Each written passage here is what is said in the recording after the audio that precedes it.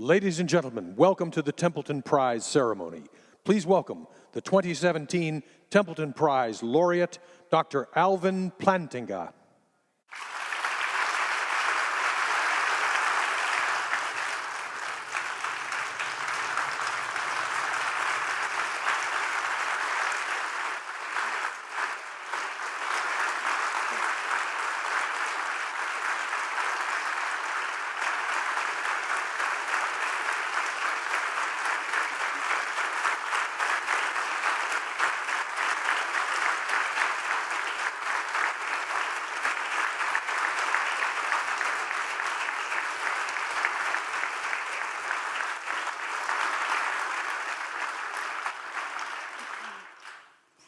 Good evening. I am Heather Templeton-Dill, the president of the John Templeton Foundation. On behalf of the trustees of the John Templeton Foundation, I am so happy to welcome all of you, especially members of the Plantinga family, to the Templeton Prize ceremony honoring our 2017 laureate, Dr. Alvin Plantinga. Sir John Templeton created the Templeton Prize in 1972, long before he established the Templeton Foundation. He was concerned that many of his friends and colleagues thought religion was uninteresting and old-fashioned, even obsolete. Sir John's experience was different. Based on his work with the United Presbyterian Church Commission on Ecumenical Missions and Relations and his involvement with Princeton Theological Seminary, Sir John observed marvelous new things going on in religion. He envisioned that the prize would identify entrepreneurs of the spirit, those who devote their talents to expanding our understanding of faith, God, human purpose, and the spiritual dimension of human existence. Indeed, the first name for the Templeton Prize was the Templeton Prize for Progress in Religion. The prize has been awarded to religious figures, humanitarians, scientists, and philosophers. It recognizes those who have demonstrated that deep human relationships, a profound grasp of the findings of science, and a rich understanding of spiritual reality are all essential to human flourishing. Over his career, spanning more than 50 years, first at Calvin College and then at the University of Notre Dame, Alvin Plantinga has recognized that religious beliefs or arguments based on religious principles need not conflict with serious philosophical work. Rather, his life, his work, and his career demonstrate that perspectives rooted in religious faith can make crucial contributions to addressing perennial problems in philosophy. When Plantinga began teaching in the late 1950s, it looked as if religion had become an obsolete notion in the academy. And indeed, while Dr. Plantinga appreciated the rigor of the philosophical discourse at Wayne State University, where he took his first teaching position, he found it a challenging environment for a philosopher who believed in the tenets of the Christian faith. But Dr. Plantinga had learned from Dr. Harry Jellema as an undergraduate at Calvin College that there is no such thing as a religiously neutral intellectual endeavor. And so he dedicated his career to exploring questions about the rationality of belief in God, the problem of evil, the nature of necessity, and more. He did not shy away from approaching these questions from deeply Christian roots. Rather, he embraced his own religious tradition even as he pursued his philosophical work with rigor and thoroughness. Over time, Dr. Plantinga's work was transformative. There is space now for religious belief within the discipline of philosophy and in philosophical argumentation. This is true not only for those who subscribe to the Christian tradition. Serious students of philosophy from all of the major faith traditions point to Dr. Plantinga's work as the inspiration for their own work in philosophy.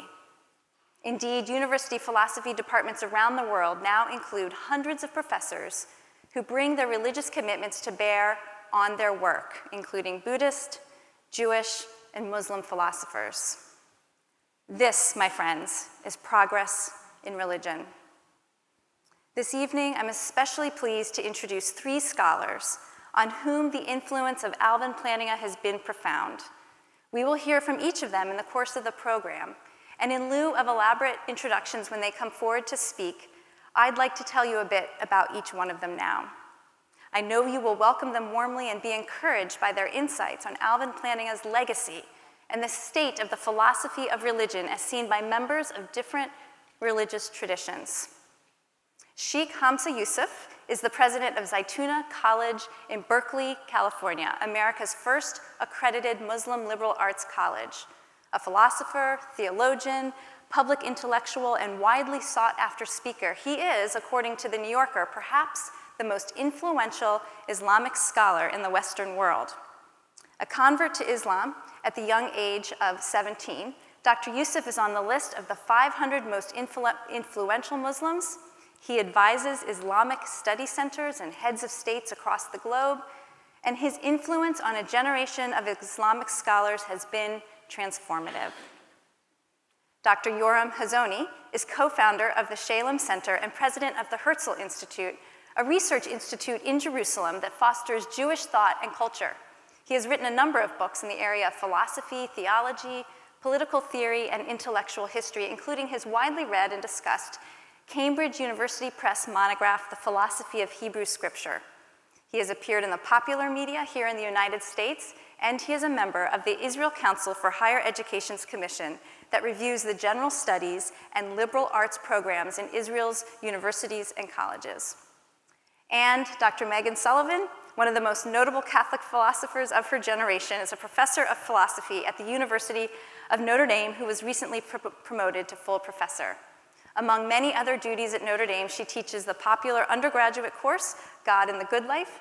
Dr. Sullivan has published in both scholarly journals and popular journals, and like Sir John Templeton, Dr. Sullivan was a Rhodes Scholar. I'm also delighted that Lord Brian Griffiths traveled all the way from the United Kingdom to Chicago to present the prize to Dr. Plantinga. As you see in your program, Lord Griffiths has served in the Thatcher administration and in other political posts. He has taught finance and provided leadership at the City University Business School.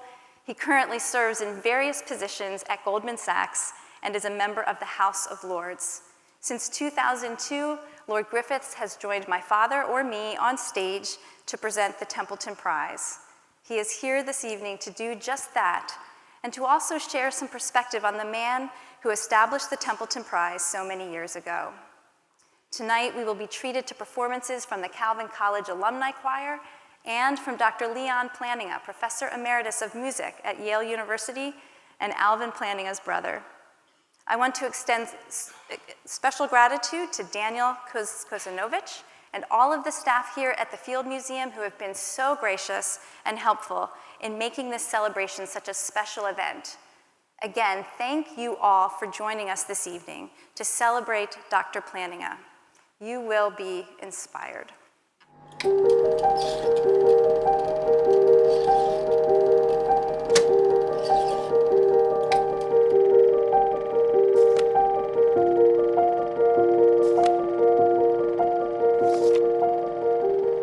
In the middle of the 20th century, philosophy had come close to a dead end.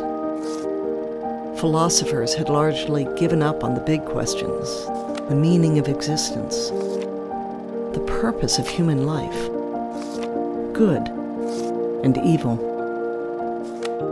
Instead, they were engaged in ever smaller and more technical debates.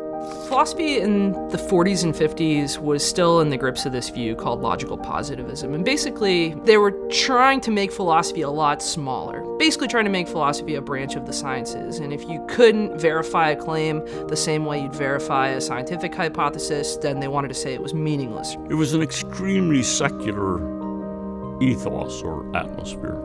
Science, for them, was at the center of the philosophical curriculum. So philosophy of science was the big thing. On the question of the existence of God, philosophers despaired of making progress. In fact, a host of young philosophers concluded that philosophy had little worth saying about God.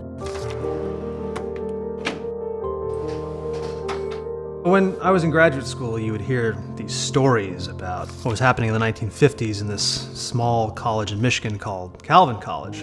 You would hear stories about this imposing, impressive teacher named Harry Jellema. who taught really serious philosophy from an unapologetically religious perspective.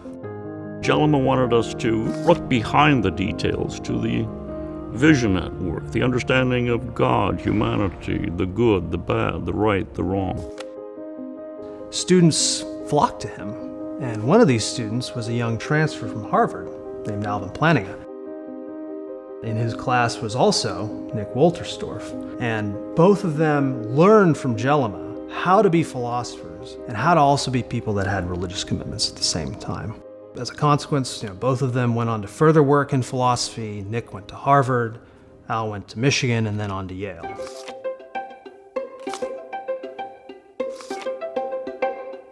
He started to write papers and books like God and Other Minds or God, Freedom, and Evil.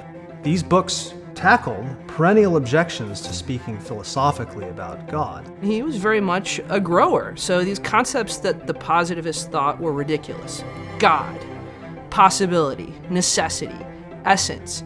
He comes on the scene and says, look, these actually do make sense. They're really useful. We can make discoveries. We can make really interesting, sophisticated arguments using these concepts. So to just go ahead and write a book about God and human beings, human minds, was an extraordinarily bold move. It was a sort of in-your-face move. Other philosophers started to notice, and they started to object. The opponents could not attack it on the ground of competence. He knew the ins and outs of the field, so he was not going to get bested by opponents. But Al really wasn't in the business of trying to prove that God existed. He simply tackled profound philosophical questions, like how do we know anything at all? How is it that we form proper judgments about the world? And he showed that you could make real progress if you were willing to bring God back into the picture. Al taught to be bold, to say, maybe a part of what you think is true because of your religious background. Okay, well, start there.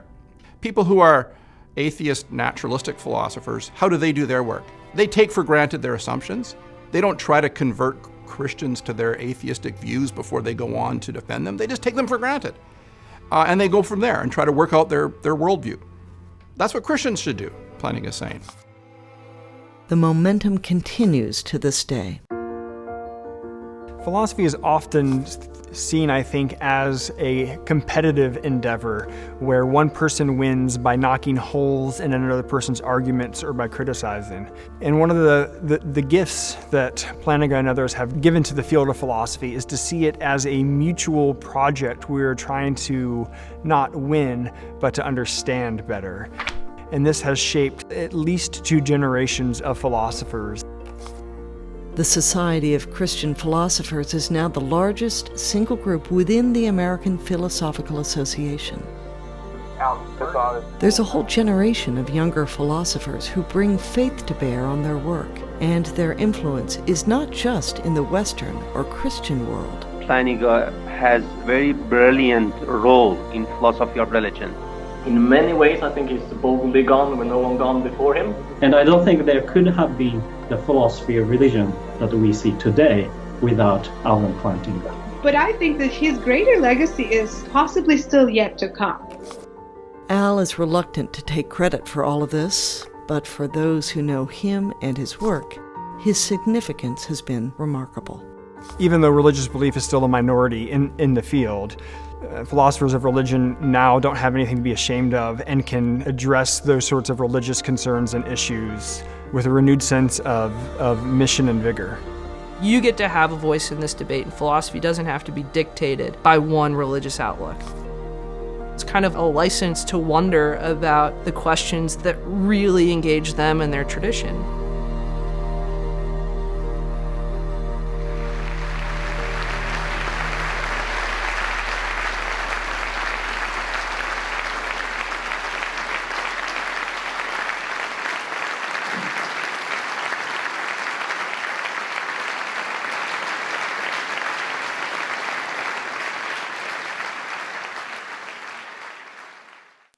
It's a great honor for me to be participating tonight in this event. It's an extraordinary event to be celebrating one of the intellectual giants of our civilization And so I first want to begin by thanking the John Templeton Foundation and also acknowledging the vision of Sir John that made this evening possible.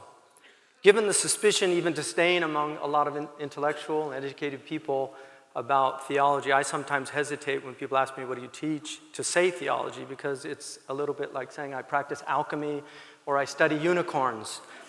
And so I'd like to just give you a little story that a friend of mine, Guy Eaton, an author from England, told me and insists that it's a true story. He had a friend who was a theologian and an avid British gardener, and he had a new neighbor move in, and he was gardening. And so the neighbor came out, introduced himself, and said, what do you do? He said, I'm a theologian. To which the neighbor replied, I'm an atheist. And so at that point, the theologian asked him, have you read St. Augustine? No. Have you read St. Thomas Aquinas on God? No. What about Meister Eckhart or Julian of Norwich? No. Perhaps you've read some of the Eastern philosophers, Maimonides or Averroes or Avicenna, maybe Ghazali, Razes? No. Haven't read them either. What about some of the moderns, Plantinga or Kraft or maybe William Craig? Don't know them either. He said, sir, you are not an atheist, you're an ignoramus. So I think the anecdote reveals something about people today who glibly dismiss belief in God as inherently unreasonable. And yet, they'll say, I don't believe in God, without ever looking at some of the arguments. The same people, however, will believe in things like quarks and neutrinos. They'll believe in dark matter. And they won't know the science that substantiates belief in those things. They simply trust the scientists that believe in such phenomena that we can't see. We have theologians also that have their arguments for believing in the things that they don't see. And just like most people believe in scientists without really knowing their proofs, many believers, simple people, believe what their teachers and their philosophers tell them without having the proof. So we forget that the age of science is also an age of faith, just like the age of faith was actually also an age of science. And something that we forget is that the epistemology of trust is foundational in our world. In the classical period of Muslim scholasticism, most theologians actually argued that belief had to be grounded in reason. And for this reason, even young adolescent students were taught the Kalam cosmological argument for the existence of God, which is in our creeds, because they didn't want this circular reasoning. And so for most people, what we call the age of faith, right, is actually an age of reason. Theologians of the age of faith considered their works pursuits of science. They grounded their arguments in logic and argued not for evidence beyond reasonable doubt, but for the preponderance of evidence. And we forget that this is what we use in our civil courts to determine the validity of an argument, the preponderance of evidence. But atheists demand the standard of criminal courts, as if God is a criminal on trial. They want beyond a reasonable doubt, which would, of course, eliminate the element of faith, which is so essential to theistic belief. The great theologians of the past grounded faith in reason because they believed that human beings are created in the imago Dei, or the metaphysical image of God. And since the faculty of reason is what separates us from animals, the God in whose image we were created must be a God of reason. And let's not forget also that many of the great theologians of the past were also working scientists of their time and accomplished mathematicians. Almost all of them were first-rate logicians committed to reason. Avicenna, who in the West is known for medicine, in the East was known for his metaphysics, his theology, and his logic. And so the great philosophers and theologians up until Kant sincerely believed that belief was logical and arguable, and metaphysics, or what we call first philosophy, captivated the best and brightest minds of the time. Our species has an insatiable desire to know. This is evident in children who always ask why. And that is the great philosophical question, why? So children are natural philosophers. The metaphysical question is, why is there something as opposed to nothing? And while most children have that innate wonder and quest for knowledge drilled out of them by what we call schooling, some retain it throughout their adult life, and I think Dr. Alvin Plantinga is such a one. Philosophers to whom the world never grows old and children, to whom the world is so new, live in wonder. Tonight, we celebrate a theologian, even as we know that designation for so many feels quaint at best. But thoughts about God will continue to haunt our species, or at least about the sacred. Either we embrace them, or else they thrust themselves upon us in moments of weakness by momentous life experiences, earthquakes, tsunamis, horrific hurricanes, witnessing the birth of a child, or a death in the family, or a wedding, or a sunset that's painted from a palette of 1,000 different colors of orange and red. Such experiences make us ponder why and about what cannot be seen. It must be so for a simple reason. We will always have to grapple with the why questions that our material sciences are unable to answer. So it is fitting that we are honoring Dr. Plantinga for his singular contributions to addressing the whys and harnessing his extraordinary powers of intellect and directing them to the pursuit of theology's handmaiden, philosophy, which for some is still in the service of her queen. We're all the beneficiaries of his enduring work that has helped put theism back on the philosophical agenda. Without a resurgence of philosophy as the rubric that governs our great human pursuits, we deprive our species of a holistic understanding of knowledge.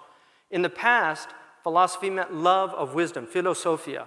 But with modern skepticism, we should call many of those who practice today that they're practicing misosophy, an antipathy towards wisdom. Philosophy traditionally embraced all knowledge, divided neatly into speculative, moral, and natural branches. Speculative included theology, metaphysics. With moral philosophy came ethics, economics. We should restore economics back to moral philosophy. And politics, and finally natural philosophy that pursued the empirical sciences that today have totally eclipsed all the other branches of philosophy. The great French philosopher Jacques Maritain argued that every scientific question presents a double aspect, a mystery and a problem. Science, especially with its extraordinary tools of late, can answer many of the problems that confront us, but it doesn't know how to explicate the mysteries. Science excels in explaining how a thing works, and it has done much to make our lives amazingly livable. But in its crevices lurks a dark side that envelops us in a Faustian bargain. And while the other branches of philosophy can temper the negative aspects of our material sciences fail to enhance the other branches in grappling with the why questions. And the whys are arguably more important than the hows. Why are our minds so perfectly adapted to understanding the universe with all its intelligible mysteries? As Maritain said, mystery is not the implacable adversary of understanding. Rather, mystery is precisely what compels us to understand. And the men and women of understanding must be honored, and not simply those who mine the fields of natural philosophy, of science, but also metaphysicians and philosophers and theologians, the poets. All civilizations have three main classes of individuals. Those who do, I'm going to Aristotle now, those who do, those who make, and those who know. Enabling some of them who know to see beyond this mundane realm, the visionaries. Men and women of action and industry abound, but men and women of knowledge less so. And the visionaries among them even rarer, the poets and the prophets who propel our species forward. All three strands are essential to civilization, but modern culture tends to honor the doers and the makers, and too often depreciates the men and women of knowledge, especially the visionaries. Dr. Alvin Plantinga represents at least two of the strands of this rope that elevates and edifies our collective humanity. Richard Livingston argued that in every age, the strongest force of these three strands fills the common eye and distorts the common judgment. In the past, religion was very often guilty of this, not giving science its proper due. Currently, science is the offender, who, like Bottom the Weaver, wants to play all the parts. We now have scientists pontificating about God, or more precisely about why he is an illusion. If we're to restore balance in our societies and foster healing, we must respect and revere the industrial, the political, but also the intellectual and spiritual. Each is necessary for our societies to flourish. It is a tribute to Sir John Templeton that he addressed this gross neglect of our times and devoted resources that are supporting excellent work being done by individuals and institutions all over. I'm always amazed at finding new people benefiting from the Templeton Foundation. I want to conclude by offering something that's part of the Islamic tradition. When we honor a great man, we have to have a poem So you have to indulge me in tendering a poetic tribute to Dr. Alvin Plantinga.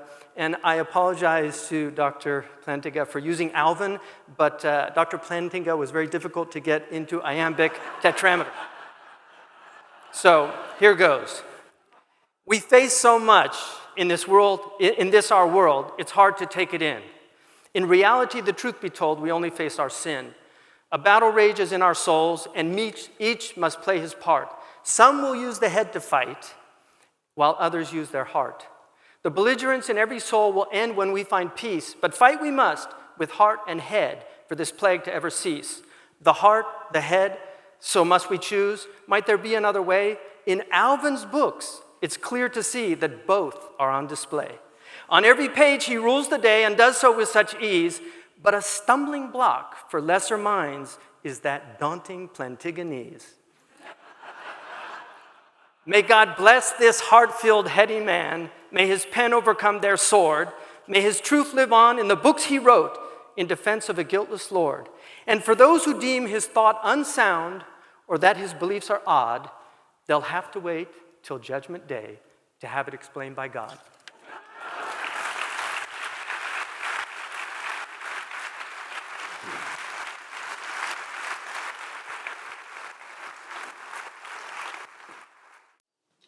Well, it's been 50 years. 50 years since the publication of Alvin Plantinga's first book, God and Other Minds, in 1967. Now, in the nature of things, one's life, I mean all of us, one's life is devoted to countless small challenges, hurdles, defeats, and triumphs, which are prosecuted day after day, year after year. Every one of us knows what this means. We all experience it. And it's certainly true of someone who's published over a dozen books and instructed thousands of students over more than half a century. The mark of true greatness, however, is not discerned in these small ups and downs. You can't feel it as it goes by. And it's not even discerned in the publication of a dozen books or teaching thousands of students, even though you might think so, because most books are forgotten. And most students, even if we like to think otherwise, forget. No, true greatness emerges in the one unmistakable pattern that we see that arises from all these small events in the lives of only the rarest individuals. And it's such true greatness that we all discern in the life's work of Professor Plantinga. That's what makes him an example to each and every one of us. And that's what brings all of us here today from so many different walks of life and from around the world to participate in the honor of awarding the John Templeton Prize to this extraordinary author, philosopher, teacher, and man of God. What is it that makes Alvin Plantinga's life so extraordinary to us? To understand this, you have to look at the big picture, we like to say in the Templeton Foundation, the big questions, the big picture. To understand this, we have to look at the time in which we live. I won't belabor it. We all know what the issues are. I think we all know that something has gone terribly wrong in the countries in which we live. Maybe some of you have even noticed that. Since I'm a Jew, I suppose I don't have to be too embarrassed to say that since the nations of Europe and America have abandoned their Christian faith, things have not gone so well in these countries. Now, the important thing is to understand that the heart of the Western nations is the universities. Not just the mind, the heart, the beating heart. People think, oh, the ivory tower, what possible influence can professors have? But it isn't so. The ideas of the West are developed in the universities. They grow, they rise, they fall, sometimes they die in the universities. The students are taught in the universities. Generation after generation of our leaders in every discipline go through the universities. And when the universities are well, things can be well. And when the universities are not, they cannot be well. It's scary to think about it. But to the extent that the universities are not healthy, to the extent that the universities begin to decay, we get to see a picture of the future. We have time to avoid it, but we get to see a picture of the future for all of us, for the countries in which we live. We've been hearing this evening references to the middle of the 20th century, to logical positivism, which plays such a great role kind of as an alter ego to the rise of Christian philosophy in the universities in America and beyond. What's being said maybe a little bit too gently for my taste. Maybe you think it's just fine for your taste, but a little bit too gently, is what arrogance and folly this was. A generation or two of philosophy professors in the great institutions of the West, once Christian institutions, who turned it into the only acceptable politically correct point of view to say not only that God doesn't exist, but that it's meaningless nonsense to say that God exists. How arrogant, how foolish. Only a professor could say something, come up with something so arrogant and so foolish, yet at the same time also completely false. And yet, this was the school of thought. This was what dominated. And we can never forget this. We must never forget this. That professors are just people and academic disciplines are just people. And they can be dominated by a bad, foolish, arrogant worldview. And so it happened. Now, the generation of Alvin Plantinga, of which he's the leader, the quarterback, the general, well, their philosophy, Alvin Plantinga's philosophy, hit the sleepy old atheism of the university philosophy departments like a tornado plowing through a haystack. Arrogance goes before a fall, and Alvin Plantinga was that fall. Why? Was it just the brilliance of his argumentation? Well, it was that. But it was also the political savvy of befriending these foes, of giving them respect and honor, of finding a way to play ball with them and finding a way to be elected to their institutions. It was also that. And it was also the savvy of the Society of Christian Philosophers. And it was also the sheer gumption of a title such as Warranted Christian Philosophy by Oxford University Press, no less. That's academic speak, warranted Christian philosophy. That's academic speak for Christianity makes sense. It doesn't matter what you think. And it's written on a big Oxford University Press book. And it's a brilliant book. All of this is the stuff of legend. I don't need to repeat it. The important point is that it looks easy in retrospect. But I want to try to understand it wasn't. We know it wasn't easy. What's the heart of this one great pattern that makes the career of Alvin Plantinga such a remarkable thing? I want to focus just on a few sentences that he wrote in 1984 in this famous essay, Advice for Christian Philosophers, in which he says, it's not just philosophy. In nearly every area of serious intellectual endeavor of our age, nearly every area, the heart is anti-Christian, or might be, or close to being anti-Christian. In each of these areas, Professor Plantinga wrote, in each of these areas, the fundamental and often unexpressed presuppositions that govern and direct the discipline, every discipline almost, are not religiously neutral.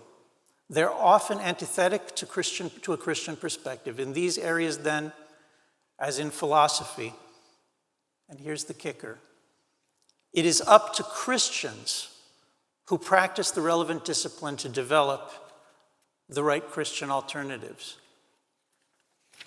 If contemporary mechanistic biology really has no place for human freedom, then something other than contemporary mechanistic biology is called for, and the Christian community must develop it. If contemporary psychology is fundamentally naturalist, then it is up to Christian psychologists to develop an alternative. This is no ordinary academic paper. This is a declaration of independence for Christianity within academia. And independence when those who are around you are hostile to your views, when they're frightened by your views. Independence means war. Maybe some would prefer not to think about it as war, but that it is. Alvin Plantinga speaks to Christian philosophers in the following famous words, which I think all of us can learn from, not only hearing it once, but hearing it over and over again. 3 things he demands of the Christian philosopher. First, autonomy. Autonomy meaning that a Christian needs to be independent of the academic environment around him or her. He's careful to say, of course, we must learn from all men and women. We learn from every school of thought. We're there to learn. And yet at the same time, without our independence as Christians, as believers in God, we'll simply be absorbed into what it is that the mainstream and the universities have to say. We'll be absorbed into the mainstream of the culture. Instead of changing it, it will change us, and we'll have done nothing. Second, he demands what he calls integrity, not in the sense of honesty, although that's obviously there too, but integrity in the sense of wholeness. That a Christian philosopher can't simply look at some narrow bit of what's interesting or important to Christians. A Christian philosopher has to take responsibility for the whole, for all of philosophy, for all of academia, and reform all of it in a godly image. And finally, he demands courage. This is the big tip-off that we're talking about war. He demands courage because he knows that to be in a university where everyone thinks you're wrong, where everyone thinks you're foolish, where everyone thinks you're mistaken, where everyone thinks you're absurd, this is no small test. This is among the greatest tests that a young woman or a young man can go through in life. And by the way, not all will survive it. Alvin Plantinga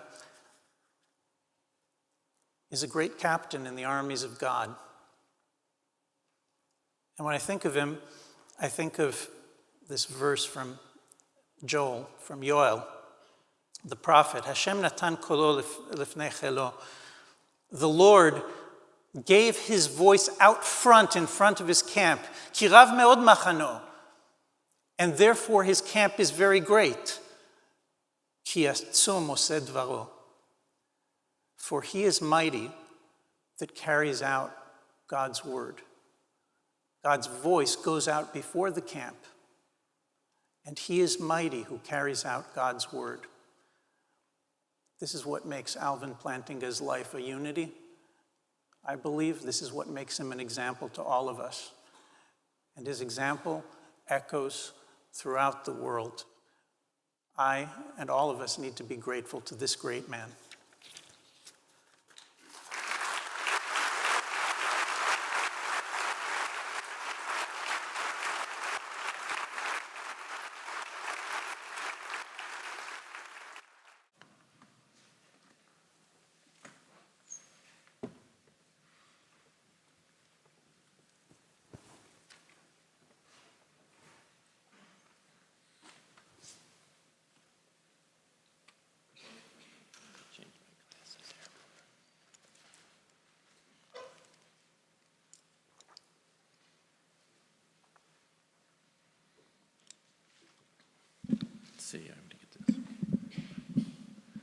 I don't know if I can talk to you while I'm looking in the other direction because of this. So Beethoven's Piano Sonata, Opus 110, is the middle one of his last three. There are 32 in all.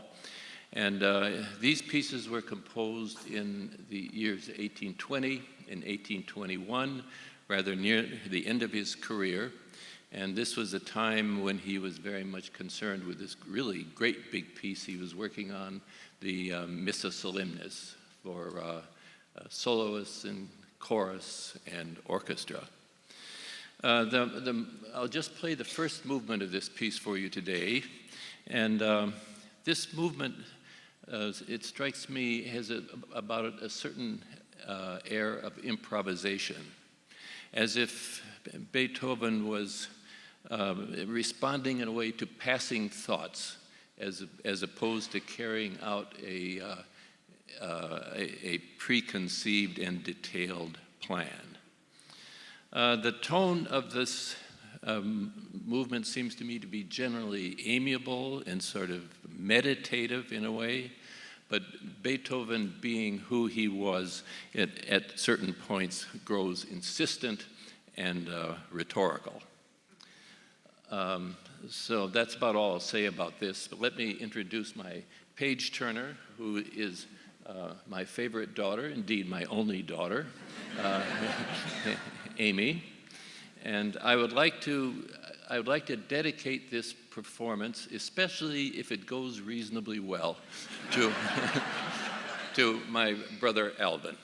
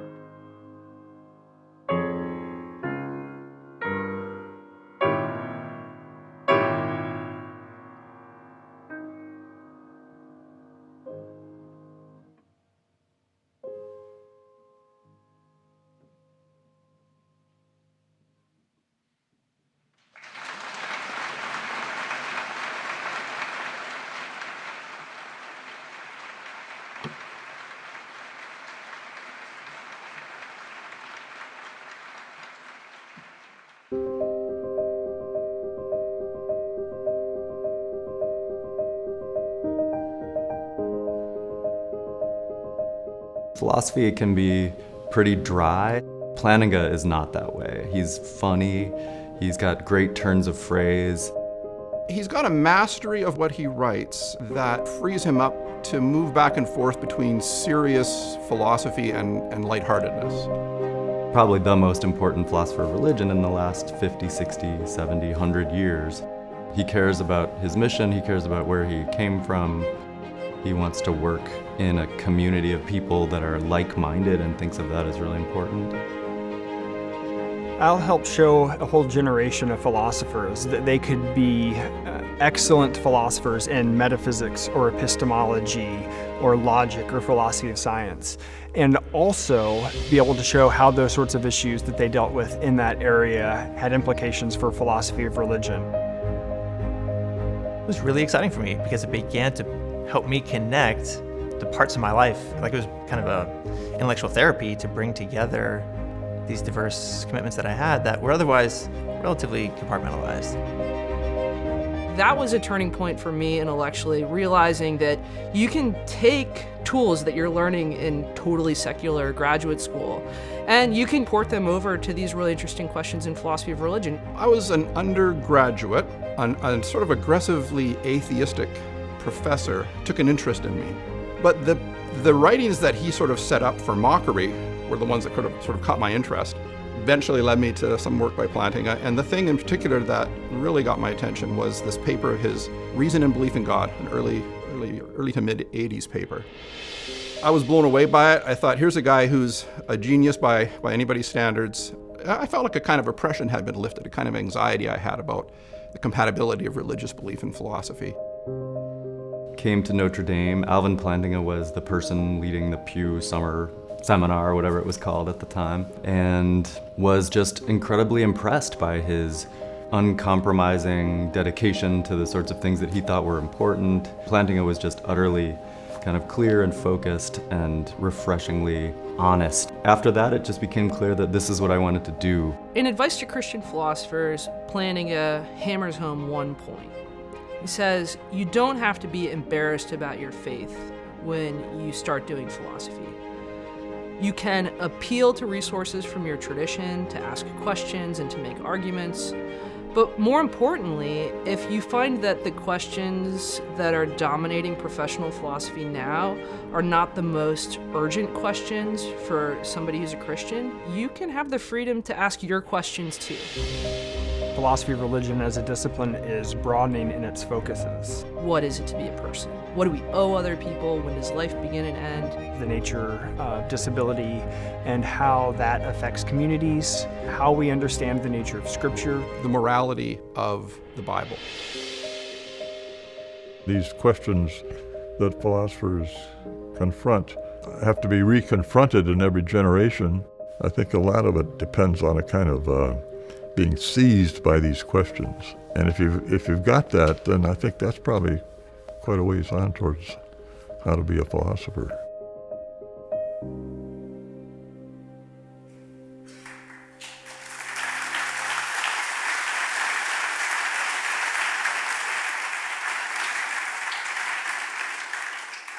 So I'd like to thank the Templeton Foundation for making tonight's celebration possible, and especially thank Professor Plantinga. I'm very honored to add my voice to this chorus, both literal and figurative, of people celebrating the gift that you are to philosophy. I personally admired your work throughout my career, and at different phases in my journey as a philosopher, different of Plantinga's virtues have spoken to me in different ways.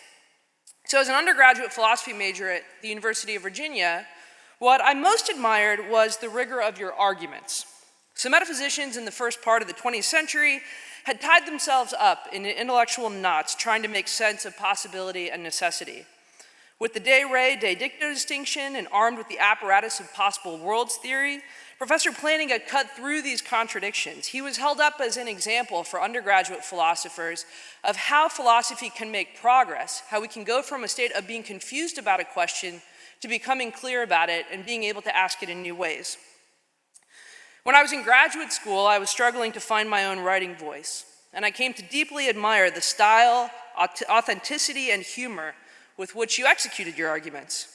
At Oxford, we were examined on modal logic, and this required us to read every word of The Nature of Necessity. And I'm not going to lie, returning to read your work after weeks down in the logic mines, reading other philosophers that were working on these topics, I was always excited to be reminded of the joy and the way that even very abstract topics can be made personal if they're in the hands of an extremely talented philosopher.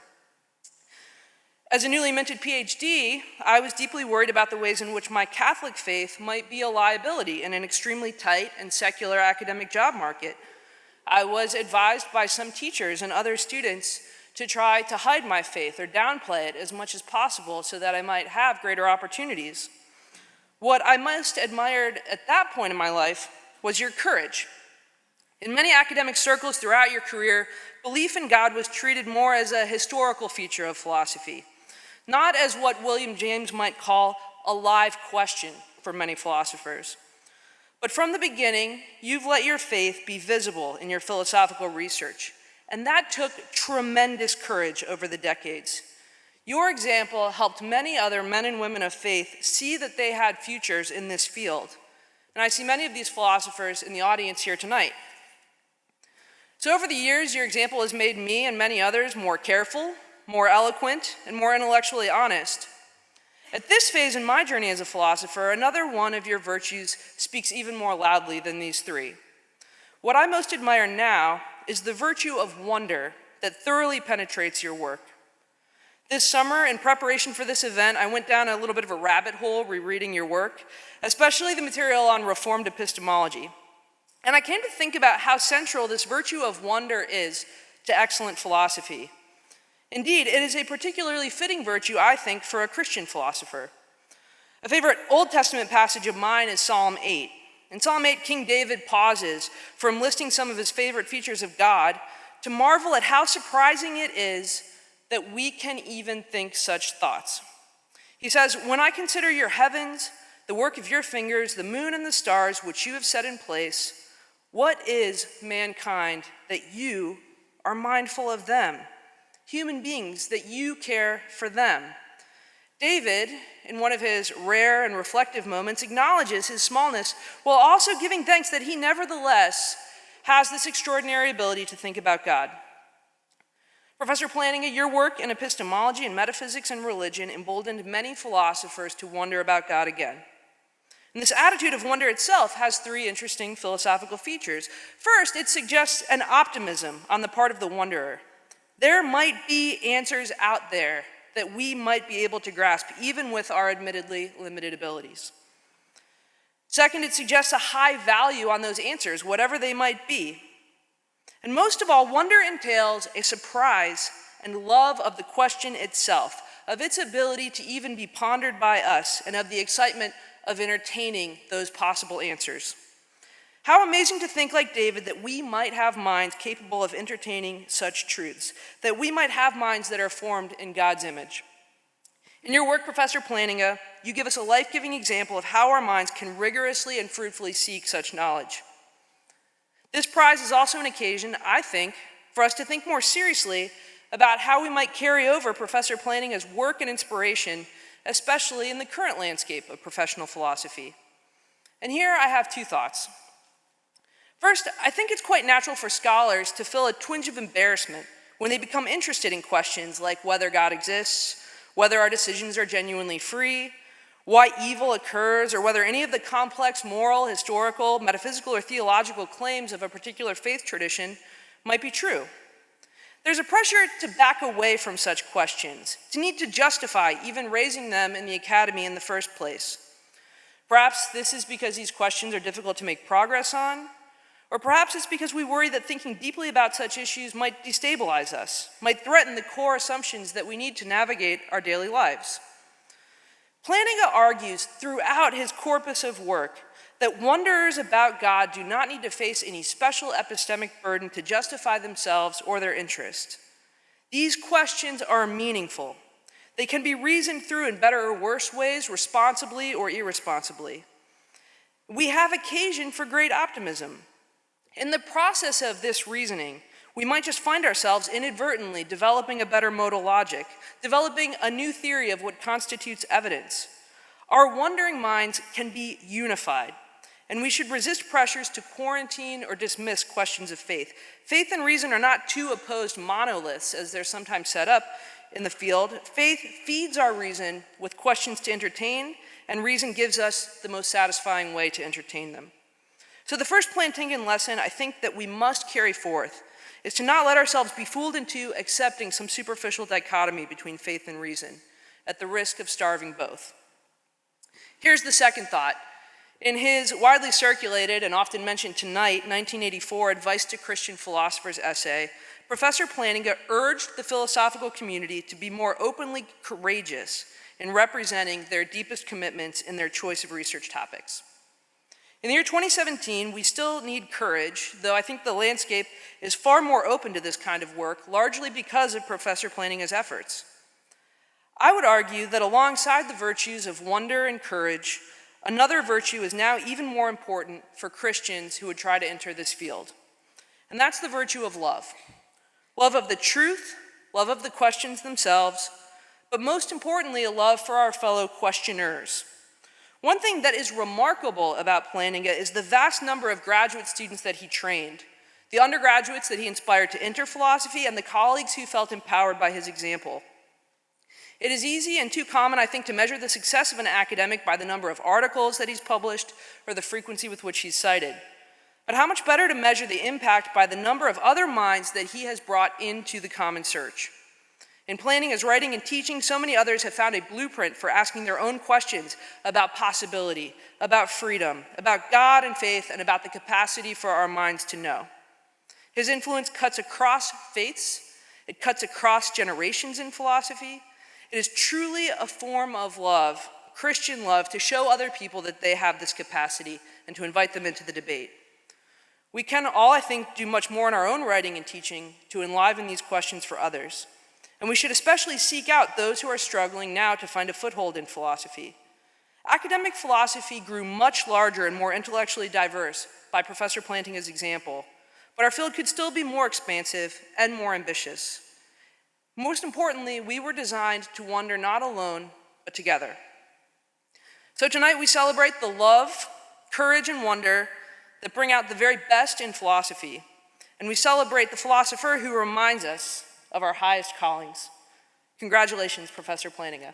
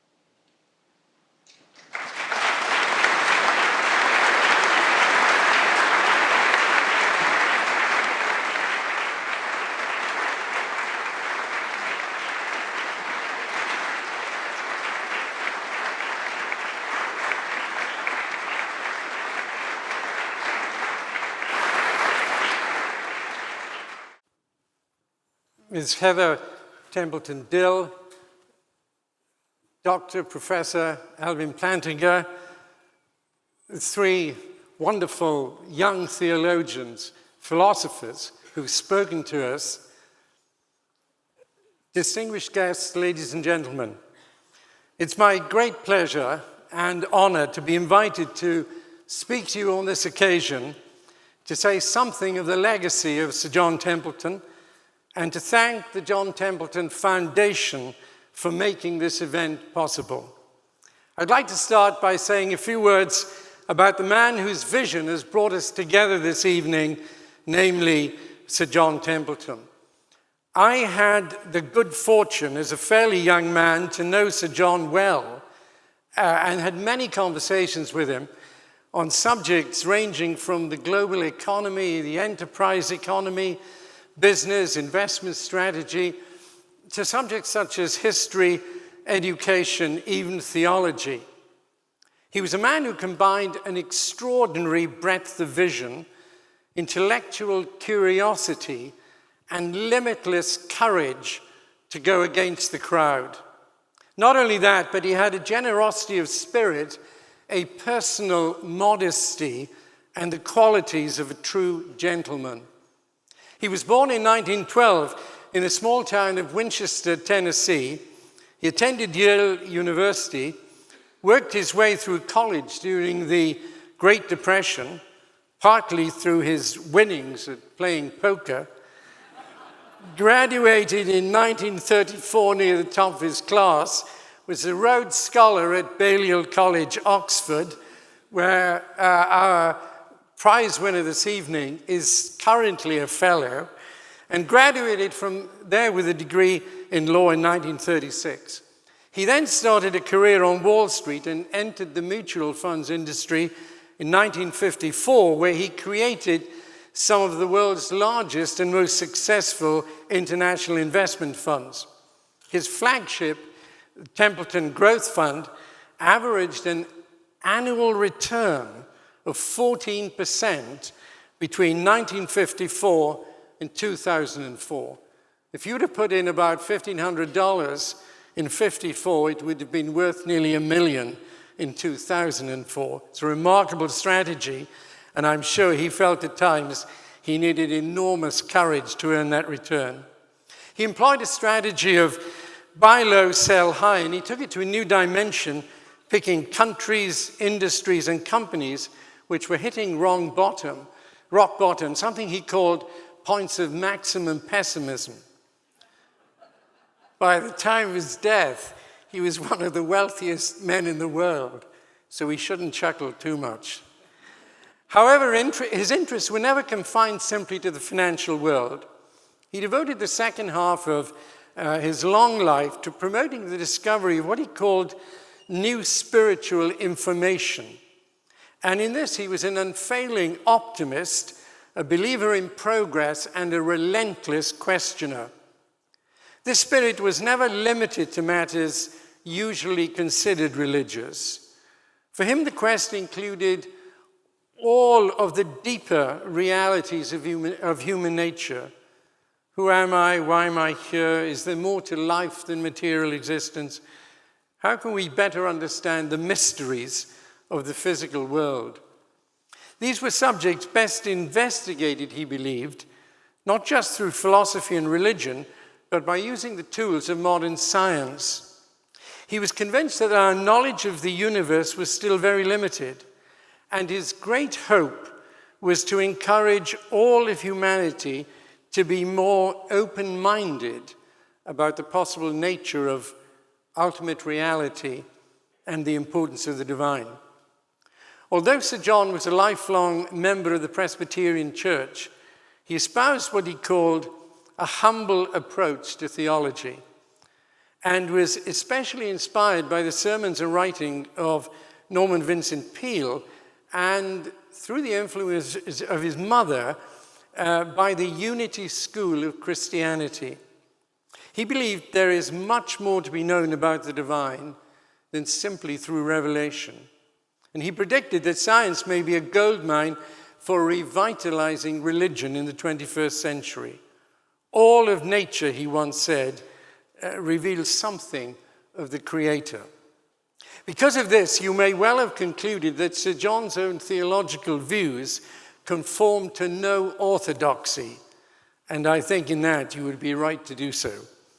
He was eager to learn from all of the world's faith traditions. I grew up as a Presbyterian, he said. Presbyterians thought the Methodists were wrong. Catholics thought Protestants were wrong. The Jews thought the Christians were wrong. So what I'm financing through the prize is humility. I want people to realize that you shouldn't think you know it all.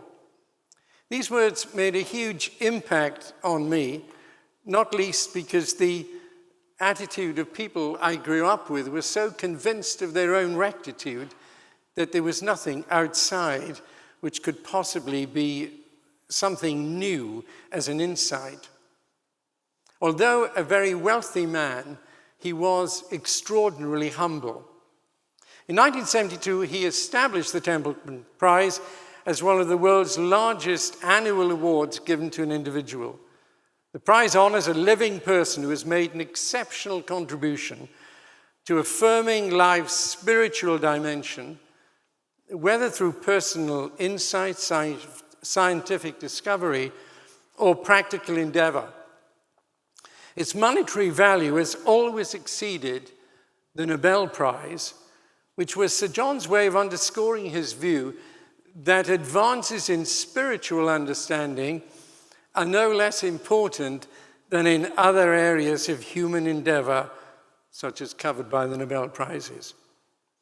Over the last 45 years, the distinguished roster of Templeton Prize laureates, as well as the judges, as you can see from the program this evening, include representatives of the Christian faith, Judaism, Islam, Hinduism, Buddhism. The prize has been awarded to scientists, philosophers, theologians, philanthropists, writers, reformers. The range that they've covered has been remarkably broad, from the creation of new religious orders and social movements to humanistic scholarship, research regarding the origins of the universe, the transforming power of virtues such as love, forgiveness, and gratitude, and scientific or philosophical problems relating to difficult issues such as infinity and purpose in the cosmos. However, what they all have in common is a commitment to exploring what Sir John called the big questions, which he said is really the raison d'etre of the Templeton Foundation. I believe, if I may be personal, that the Templeton Prize is even more relevant today than when Sir John established it. Since that time, the countries of Northwest Europe have seen the decline and the privatization of religion. Matthew Arnold expressed this so well in his poem Dover Beach, where he wrote about the melancholy, long withdrawing roar of the sea of faith. And he concluded, "And we are here as on a darkling plain, swept with confused alarms of struggle and flight, where ignorant armies clash by night." That was written nearly 150 years ago, but I believe speaks more powerfully than ever today. I have come to this great country of yours. In fact, I first came to this country and this city when I finished my first year of undergraduate studies at the London School of Economics back in 1961. And since that time, I've come here on many occasions. For 21 years, I was a board member of Herman Miller, the other side of Lake Michigan in Holland. And for 15 years, I was a board member of ServiceMaster in the western suburbs of Chicago. Religion, and the question I wonder, I must say, and on this occasion, it's really hit me almost more than ever. The sea of faith has really withdrawn in Northwest Europe. And I just wonder, I feel that the sea of faith is more challenged than ever before in this country as well. Religion and faith are powerful forces in our world, sometimes for good, care for the environment, fighting modern-day slavery, extending democracies, sometimes for ill, constant threat of global terrorism, the rise of anti-Semitism. There can never have been a time when the issues which Sir John raised and which the Foundation is addressing have had greater significance than the present. It would be remiss of me this evening if I mentioned only the legacy of Sir John. We also owe a huge debt to his son, Jack, his wife, Pina, who is here with us this evening, and their children, Heather and Jennifer. Jack was a friend of mine, a distinguished medical doctor, and head of the pediatric surgery of the Children's Hospital of Philadelphia. He retired early in order to head up the foundation. Jack had a similar intellectual curiosity and breadth of vision to his father. He was a person of devout Christian faith, yet totally committed to exploring the insights of other faiths, as well as supporting scientific research. He was a great student of history, not least British history, loved Winston Churchill in almost everything that he wrote, and devoted himself unstintingly to developing the foundation. For those of us who support the John Templeton Foundation and the Templeton Prize, I would like to say how delighted we are that Jack's family are continuing in the footsteps of Sir John in devoting themselves to the work of the foundation, and tonight is just a wonderful example of that. Sir John died in 2008 at the age of 95.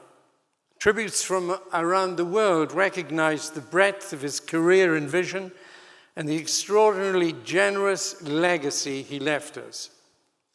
Ladies and gentlemen, we remember and celebrate this evening the vision of Sir John Templeton in creating the prize, creating the foundation. And on your behalf, I would like to thank the family for taking it forward to a future generation. And to you, Professor Dr. Alvin Plantinga, we offer our congratulations on being awarded such a prestigious honor. Thank you.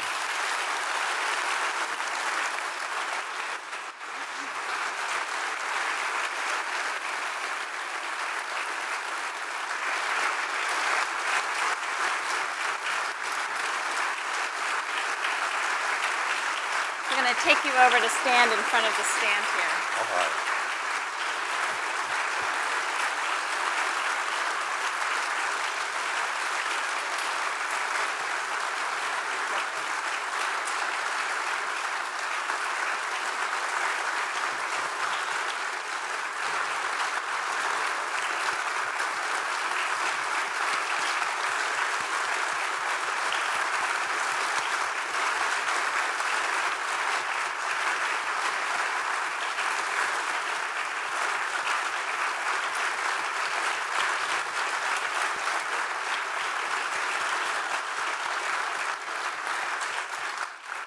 Can I say this is better than even a lifetime award at the Oscars?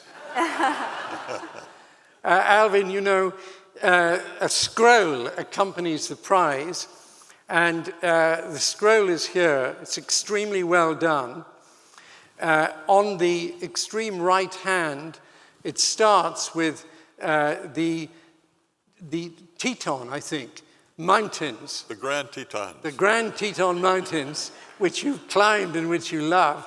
Then it has Logos in Greek. Then it goes down to a very old typewriter, which reflects your writing. Then it has... Very old. That's it, very old. Then it has the logo of the Christian Reformed Church, the triangle of the Trinity, and the cross of Calvary superimposed on it. And then it has the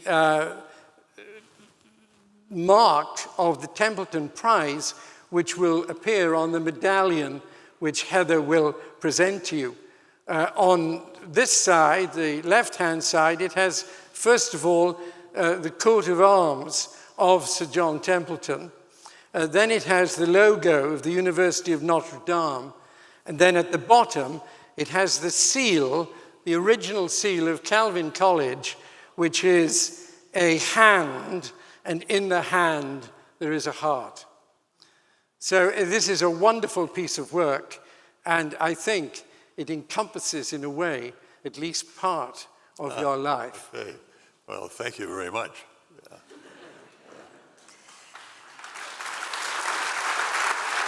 Have you step forward just a bit. Dr. Plantinga, this is the Tree of Life medallion that represents the breadth and the depth of the Templeton Prize.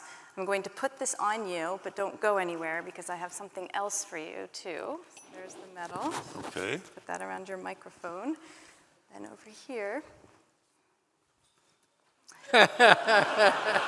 All right.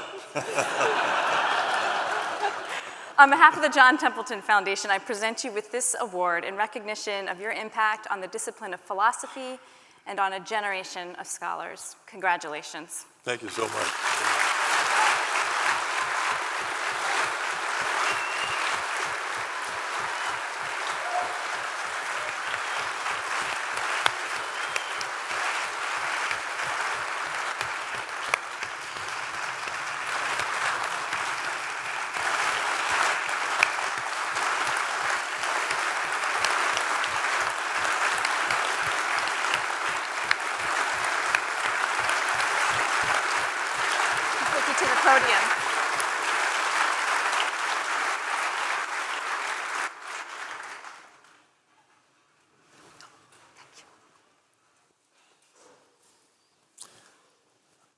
Thanks very much. I really don't know quite what to say.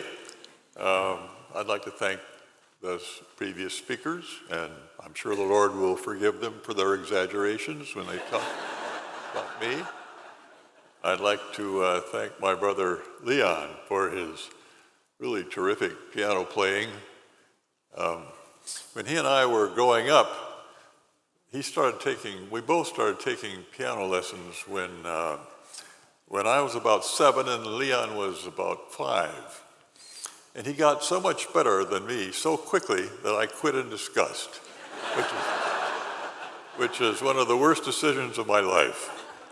So, I also, of course, want to thank the Templeton Foundation for this wonderful award. I don't know whether or not I really deserve this prize, but I'm not going to let that interfere with accepting it.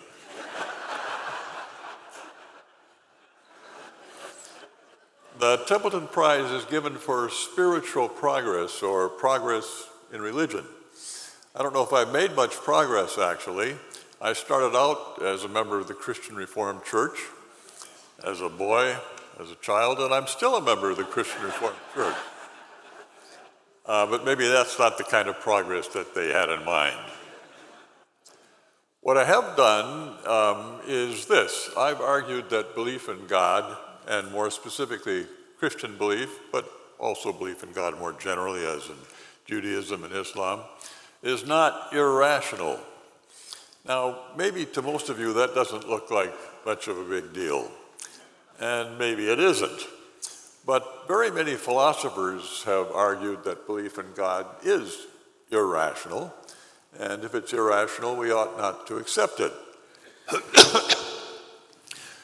Contemporary philosophy for the last, 75 or 100 years, that's been a very common theme, going back to the logical positivists, for example, of the middle of the last century. What I've argued is that they're mistaken. These people think as follows: it would clearly be irrational to believe in God if there weren't good evidence for the existence of God. But there really isn't any good evidence for the existence of God, so they say. That's because, they think, the only real candidate for such evidence evidence for the existence of God would be the so-called theistic arguments or proofs, these arguments for the existence of God that go back all the way to the early part of the Christian era, worked on by Thomas Aquinas and so on. Now, what I've argued in a nutshell is this. First of all, there are some pretty good arguments for the existence of God, for theism. Maybe none of these arguments is absolutely conclusive. Hardly any philosophical argument on any topic is absolutely conclusive. But some of them, I think, are pretty good arguments. More important, though, what I've argued is that if belief in God is true, if there really is such a person as God, then belief in God is not irrational. And if my argument is correct, then a very common attitude among those who don't believe in God is a mistaken attitude. This attitude goes like this: I don't know whether there is or isn't such a person as God. Who could know a thing like that? But I do know that belief in God is irrational, not up to cognitive snuff, not such that a sensible, intelligent person could accept it. My argument, very briefly, very simply, is that if theism is true, if there really is such a person as God, then in all likelihood, God would make his presence known to us human beings. God is a God of love and concern, and he would certainly want us to know about his existence. The most essential property of God is that of loving, so we think. But then the most important thing for us human beings to know is that there is indeed such a person as God. Hence, in all likelihood, God would make his presence known to us. And if that's so, then it would make sense of thinking of God as creating us in such a way that there is an innate tendency in us, an innate tendency to believe in him, to have at least some sort of inkling of his existence. This would have to be something that doesn't depend on arguments. I'm a philosopher, I like arguments, but this would have to be something that doesn't depend on arguments. After all, most of the world's people, for one reason or another, don't pay a lot of attention to philosophers and their arguments. That's certainly a very sad fact, but there it is, you'll just have to get used to it. Now, some beliefs are such that you can properly or rationally accept them even if you don't have any evidence or argument for them. I now believe that there is an annoying itch in my left leg. I'm perfectly rational or sensible in believing this, even though I haven't read it in a book or been told about it by somebody else or anything of that sort. Say that a belief is basic for you if you hold that belief, but don't hold it on the basis of evidence, don't have any evidence for it. Nobody has told you about it, you haven't read anything about it, and the like. The belief that I now have this annoying itch in my left leg is a belief of that sort. No one has said to me, say, did you know that you have an annoying itch in your left leg? Other beliefs are rational or sensible only if you do have some kind of evidence or argument for them. You believe that George Washington was the first president of the United States? That's the sort of belief that you have to have evidence for if you are to be rational in believing it.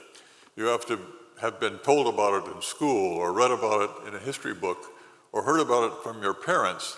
It's not the sort of thing you can just come up with all on your own and then be rational in believing it. So some beliefs are like that. Other beliefs are not the basic kinds of beliefs. They are instead such that you can believe them or accept them even if you don't have any evidence for them, even if, that is, you don't believe them on the basis of other things you believe. My belief that I've got that annoying itch in my left leg is of that sort.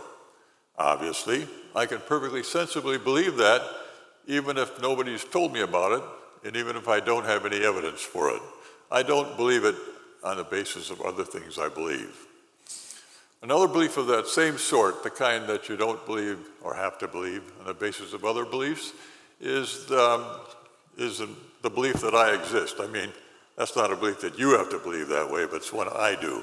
It's the belief that there is such a person as I. I don't certainly believe that by arguing to it from other things I believe. And of course, believing it in that way, not on the basis of other arguments, of other beliefs, is perfectly sensible and perfectly rational. Now, what I've claimed is that belief in God is like the beliefs of the second kind. It's a sort of belief that I can be perfectly rational or sensible in holding, even if I don't have any arguments for it, even if I don't know of any arguments for it. There certainly are arguments for the existence of God, the so-called theistic proofs developed over the centuries and brought to a kind of fruition in the work of Thomas Aquinas. But I don't need those proofs or arguments in order to be rational or sensible in believing in God. Now, suppose I'm right in all this. The main consequence would be that people who believe in God but don't believe on the basis of arguments, and that would certainly be most of us, I should think, are perfectly sensible and perfectly okay from an intellectual point of view in believing in that way. That's what I've spent most of my life arguing. It may be a small point, but I think it's important. Thank you.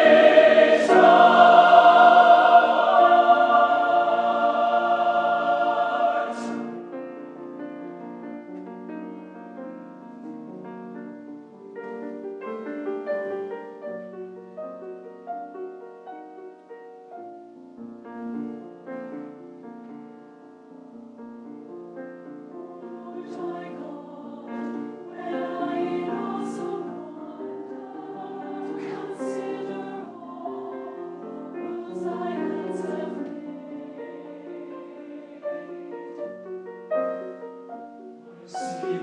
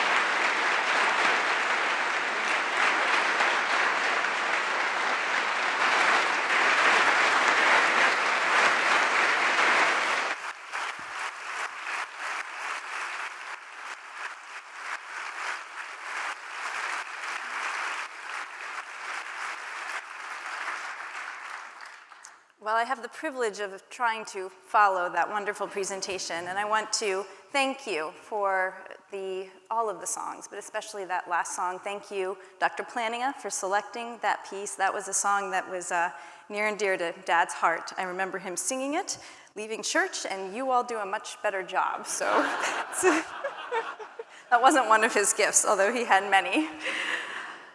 Thank you to Leon Plantinga for your wonderful piece, and thank you also to Dr. Tashik Hamza Yusuf, Dr. Yoram Hazony, and Dr. Meghan Sullivan for their inspiring remarks this morning.